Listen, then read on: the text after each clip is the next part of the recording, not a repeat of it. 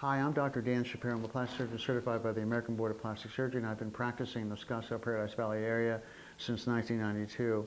I only perform cosmetic surgery or aesthetic surgery, and a lot of what I do is facial surgery. One of my favorite procedures that I do, and I do so many of them, is a rhinoplasty or a nose job.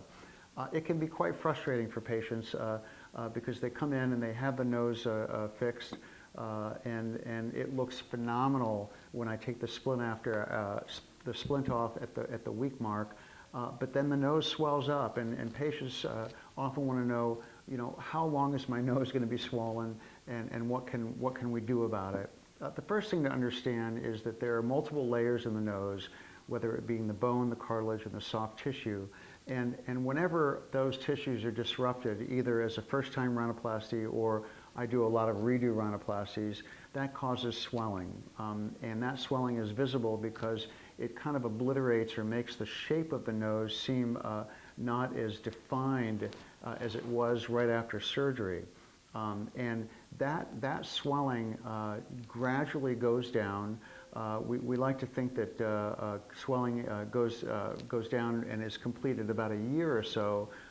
But in people that have thick skin, for instance, like a Persian person who has got very thick skin in terms of lack of definition on the tip of the nose, that swelling can last longer.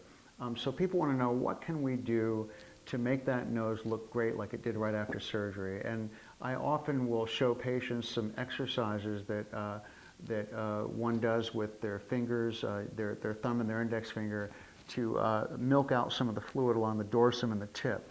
Oftentimes I will inject very, very dilute steroid in the tip of the nose to help that ongoing swelling to diminish. And what we are doing is trying to get the end point faster.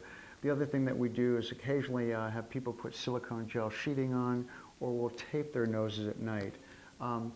It's very frustrating for some people because that swelling is just a result of having the surgery, and the characteristics of their skin sometimes don't lend themselves to that rapid recovery.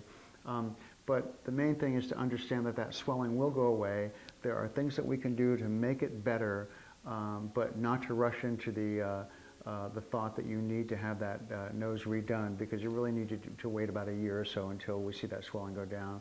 But the main thing is communication with your plastic surgeon, voice your frustrations, and something will be done about it. Thanks a lot.